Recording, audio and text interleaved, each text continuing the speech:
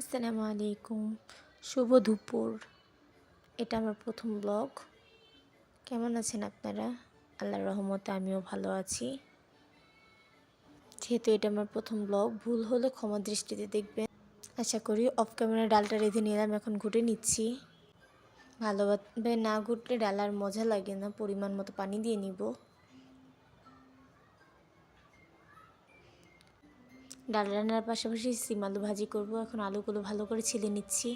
এটা যেহেতু আমার প্রথম ব্লগ, আসুন পরিচিত হই। আমাদের পরিবারে ফ্যামিলি মেম্বার ৩ জন। আমি, আমার হাজব্যান্ড এবং আমার ১.৫ বছরের একটা মেয়ে। আমরা ঢাকায় ছোট্ট একটা ফ্ল্যাটে থাকি।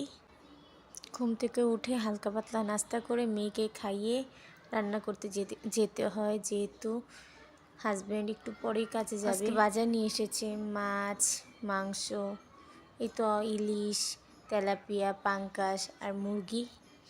চলুন এগুলো কাটতে কাটতে আমরা কিছু কথা বলি। দেয়ালে পিঠ না ঠেকলে পুরুষ মানুষ কখনোই বুঝে না কে আপন কে পর, কে শুধু স্বার্থেই কাছে থাকে। কিছুদিন পরেই তো রোজা। আমরা আমাদের জন্য এবং সবার জন্য দোয়া করব যেন আল্লাহ সবাইকে 30টা রোজা রাখার জন্য তৌফিক দান করে এবং আমরা যেন সবাই সুস্থভাবে নামাজ আদায় করতে পারি, সবাইকে নিয়ে হাসি খুশিভাবে বাঁচতে পারি। মাছ মুরগিগুলো কাটতে কাটতে আজকে আর বেশি কিছু রান্না করতে পারবো না। ডাল, সিম আলু ভাজি আর মাছ ভাজবো, ইলিশ মাছ। মেয়ে মানুষের জীবনটা না অদ্ভুত। এই তো বাবা মার ঘরে থাকতে থাকতে যে অর্ধেক জীবন যায়, বাকি জীবন যায় স্বামীর কথা শুনতে শুনতে।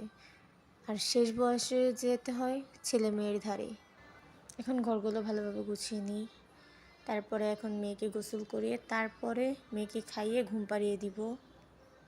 এতক্ষণ আমার যারা ব্লগ দেখতেছিলেন দয়া করে লাইক, কমেন্ট এবং সাবস্ক্রাইব করে দিবেন। ডালটাও রান্না হয়ে গেছে।